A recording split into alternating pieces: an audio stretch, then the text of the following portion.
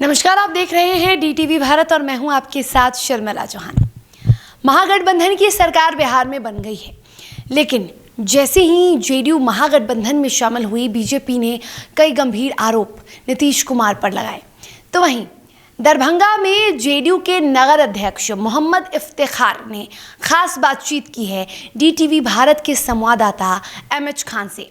इस दौरान उन्होंने कहा है कि एक बार फिर से बिहार में विकास की बयार होगी और इस बार नीतीश कुमार कोई पलटी नहीं मारेंगे।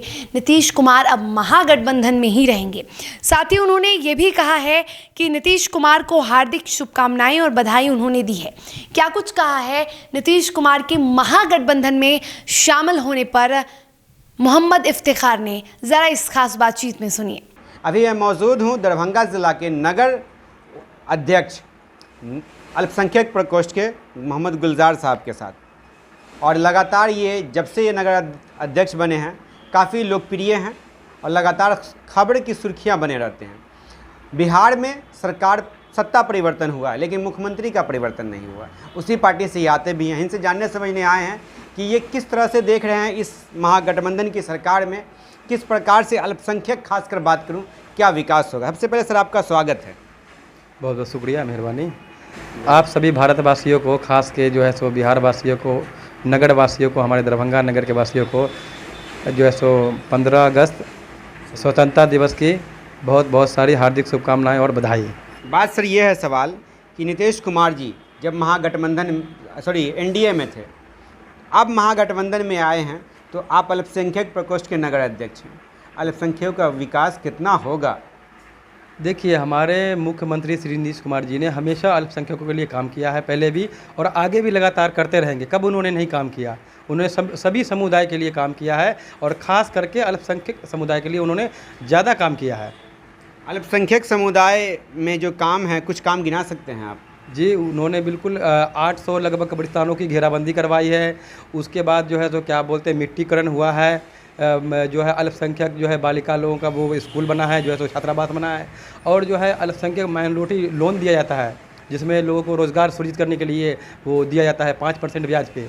वो उन्होंने काम किया है। और ख़ास करके जो है जो भी है, मतलब पैदाइश से ले करके बच्चे के और मरने तक का जो है उन्होंने सारा इंतजाम कर दिया है जो है सो।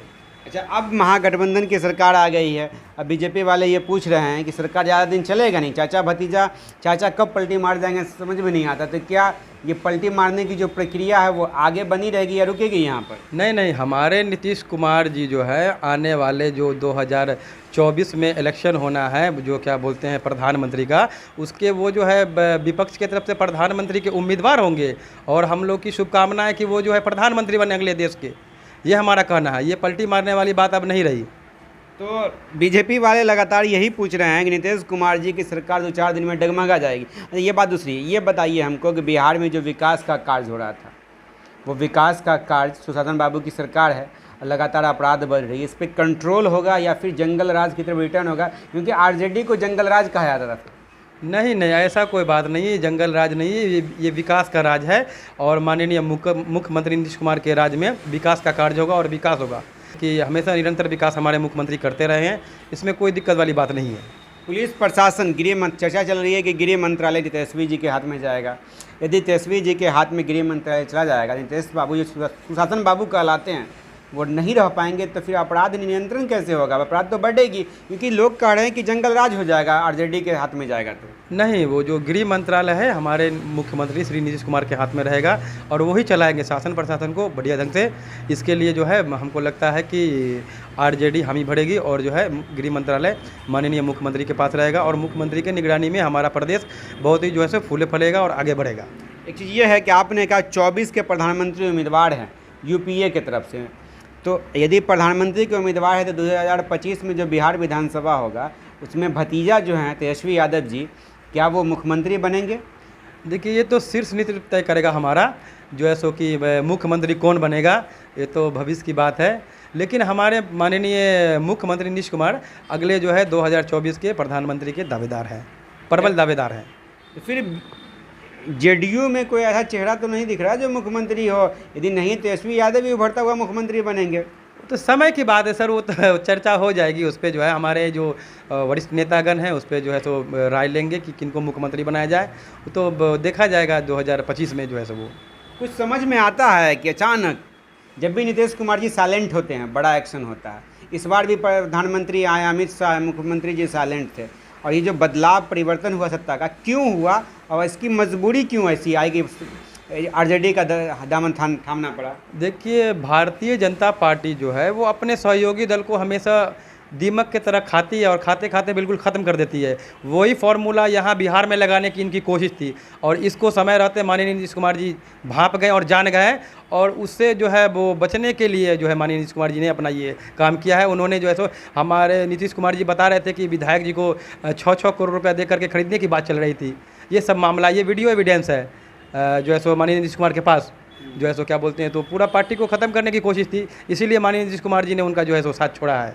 अच्छा, तो बिहार विधानसभा में ये एलजेपी के जो हैं चिराग पासवान जी, क्या वो हनुमान इसलिए बता रहे थे ताकि जेडीयू ख़त्म कर रहे थे, जेडीयू के विरोध में प्रत्याशी को उतार रहे थे?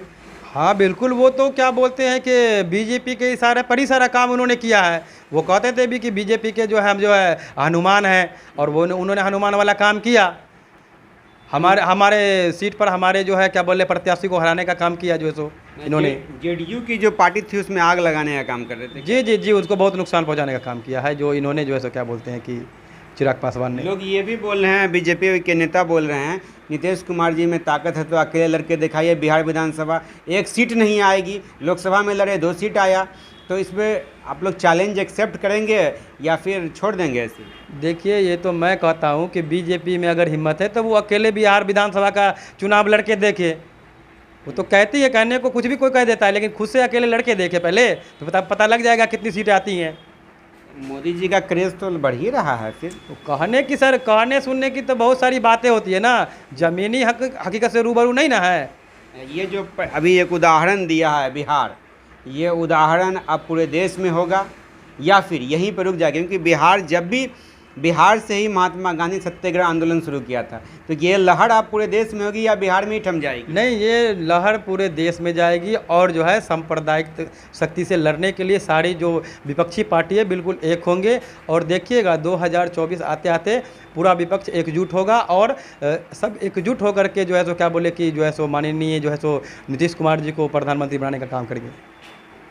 एक अंतिम सवाल हम पूछ लेते हैं। अब नीतीश कुमार जी पर पुनः मुख्यमंत्री बने, मुख्यमंत्री तो थे ही, लगभग 2005 से मुख्यमंत्री हैं। अब मुख्यमंत्री जी को आप किस तरह से शुभकामना बधाई देना चाहेंगे?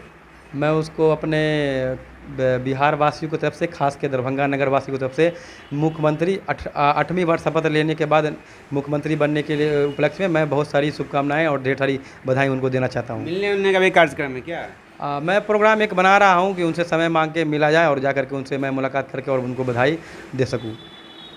ये हमारे साथ थे मोहम्मद गुलजार साहब, जो दरभंगा नगर के अल्पसंख्यक प्रकोष्ठ के अध्यक्ष। इन्होंने कहा कि नीतीश कुमार लगातार अल्पसंख्यक ही नहीं सभी समुदाय के लिए कार्य करते आए और विकास की सरकार, विकास के राह पे बिहार को ले गए।